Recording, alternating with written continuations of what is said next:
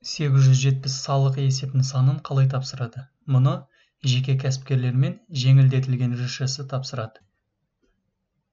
870 салық есеп нысаны әр 90 сайын тапсырылады. Яғни, жағылған жанармайлар бойынша бензин, газ, немесе тағы да басқа сол сияқтылар бойынша тапсырылады.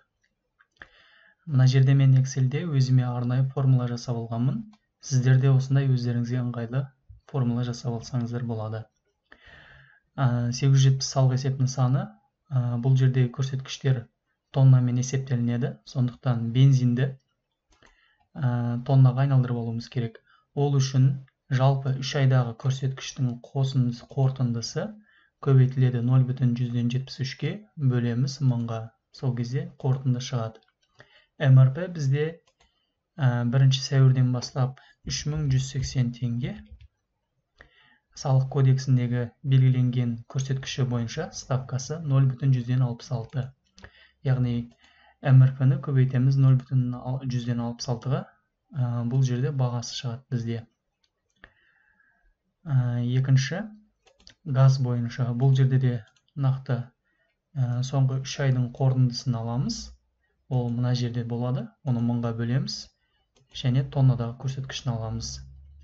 МРП бұл жерде де 3180. Ставкасы көрсеткіші 0,135. Яғни оның құны 1113 теңге болады. Демек, енді санайтын болсақ, мысалы белгілі бір кәсіпкер 1 айда 200 литр бензин жақты деп есептесек, 2 айда 250, 3 айда 350 литр бензин жақты. Ал газ болса 1 айда 500, 2 айда 1000, 2 айда мысалыға 1500 литр килограмм газ жақты деп есептейік. Мұнда формула өзі автоматты түрде есептеді. Міне көрсеткіші бензиннің төлем ақысы 1226 теңге жуықтап алғанда. Ал газдың төлейтін құны 3339 теңге болды. Енді осы көрсеткіштердің нәтижесінде 870 салық есеп нысанын толтырамыз. Жеке кабинетке кіреміз. Настройки списка форм. Ағымдағы жылды таңдаймыз. Және салық есеп нысанын таңдаймыз. Бұл біздің жағдайымызда 870 қоршаған ортаны ластағаны бойынша.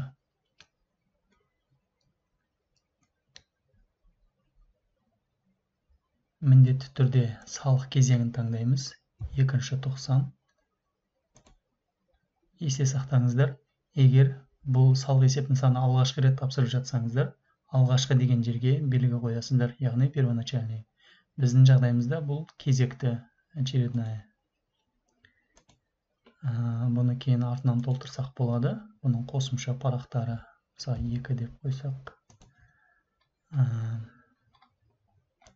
Бұл негізгі жарғақша бет. Әркім өзінің тіркелген салық комитетінің номерін жазады. Екінші қосымшасы бар. Сол бетке өтсеңіздер. Бұл жерде нақты бензинді жеке, газды жеке толтыру қажет. Бұл жерде таңдаймыз. Мысалы, көлік бензинді, газды көлік жаққан болса, бұл жерде А3 белгісін таңдаймыз. Атмосферный воздух от передвижных источников.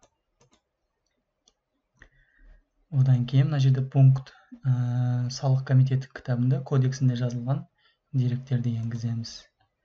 Біздің жағдайымызда бұл бензин 4-ші пункт, 1-ші подпункт.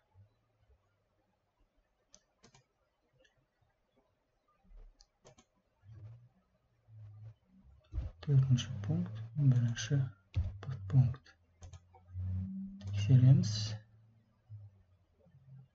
4-ші пункт, 1-ші подпункт. Дұрыс. Көрсеткіш тоннада.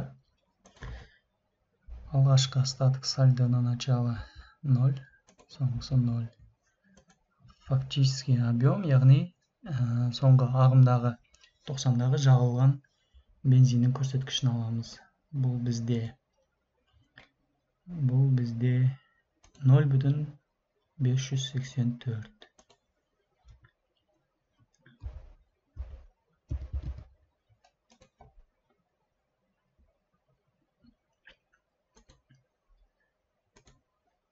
Салық көрсеткіші, ставкасы, яғни 2098.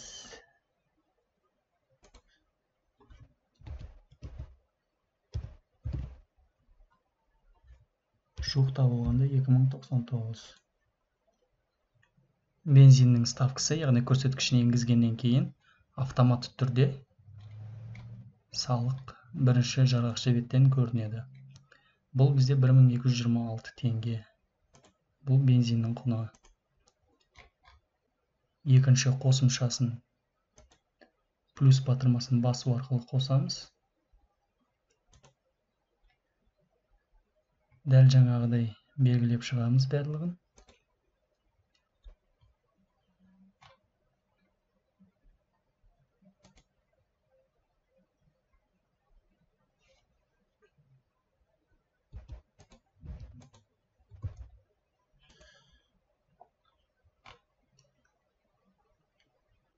Тонна менен көрсеткіш, алғашқы қалдығы, соңғы қалдығы 0 және іс жүзіндегі жағылған көрсеткіш. Бұл жерде газ 3 тонна. 3 тонна. Көрсеткіші 1113 теңге.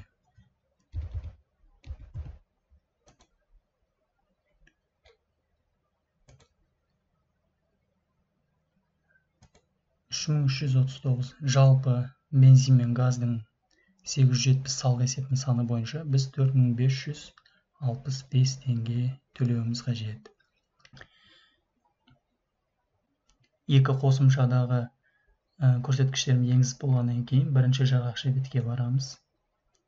Бұл жерде міне жалпы 870 салық есептің саны бойынша төлейтін салығымызды көрсетіп тұр. Барлығы дұрыс.